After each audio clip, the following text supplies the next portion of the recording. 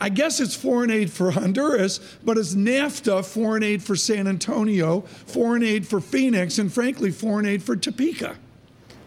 Yes, I mean, the economic benefits to a lot of that part of the country are pretty clear, which is why, at least when when it comes to NAFTA, you've seen a pretty clear feedback effect with Republican senators and some members of the House being pretty vocal in that they do not want to let the U.S. leave. And in fact, I think it was 3 weeks ago when Senator Hatch said that he didn't really think there was much of a chance of the U.S. leaving NAFTA because if there was, the Senate would exercise its authority to ratify or de-ratify treaties and send something veto-proof to the president to make sure we stayed. Well, here's where the must act now is. We must act now, says the president. And let's go to the single best chart, dollar peso. We showed this before. Strong peso, down we go. Thank you, Kit Jukes, for wisdom this morning from Sakja. There it is.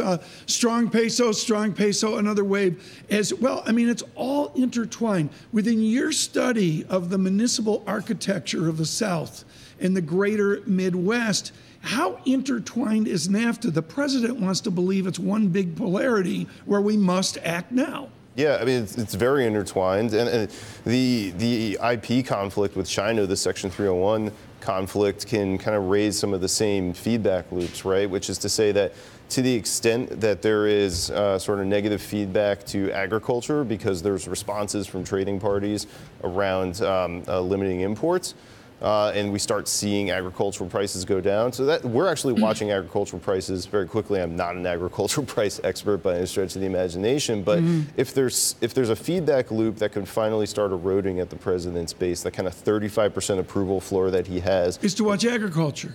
Yeah, because those are the types of things that are sort of very local issues that base largely exist in those states. If their pocketbooks being hurt directly, then perhaps the popularity in those areas is going to erode and perhaps start changing behavior. Until now, you haven't seen that feedback loop develop. The president's been able to rely on that base pretty steadily. So even though going after NAFTA, going after China, and sort of putting agriculture at risk is something that hypothetically you'd think a Republican president who's relying on that red state base wouldn't want to do, he hasn't had to suffer the negative consequences of that yet.